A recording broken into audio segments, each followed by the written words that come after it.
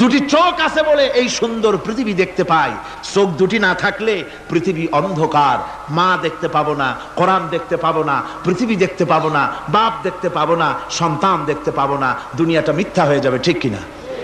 ছোট্ট চোখ, 1 থেকে 1.5 ইঞ্চির ভিতরে এত সুন্দর দুটি ক্যামেরা, যে ক্যামেরা দিয়া দুনিয়ার সব কিছুকে ক্যাচ করা যায়, সব ক্যাচ করা যায়। বলুন তো, এমন একটা বাক্স আপনারা কেউ বানায় দিতে পারবে যে বাক্সের ভিতরে হাতি, ঘোড়া, বাঘ, ভল্লুক, ময়না, টিয়া, পাহাড়, পর্বত, নদ নদী, কীট পতঙ্গ, তরু লতা, গাছপালা, গোষ্ঠী শুদ্ধা ধরবে, আরো খানিকটা জায়গা বাকি থাকবে, এরকম একটা বাক্স কেউ বানায় দিতে পারবে?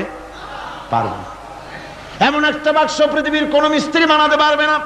কিন্তু আল্লাহ রাব্বুল আলামিন আপনার আমার কপালের নিচে 1 থেকে 1.5 ইঞ্চির ভিতরে এমন 2টা ফিল্ম বক্স তৈরি করে দিয়েছেন, যা দিয়ে তাকাবেন আপনি কোটি কোটি মানুষ দেখবেন, পাহাড় দেখবেন, সমুদ্র দেখবেন, সূর্য দেখবেন, চন্দ্র দেখবেন। এত কিছু দেখার পরেও চোখের ভিতরে আরো খানিকটা জায়গা ফাঁকা থেকে যায়। কি বিরাট নিয়ামত এই চোখ আল্লাহ পাক আমাদেরকে দান করেছেন।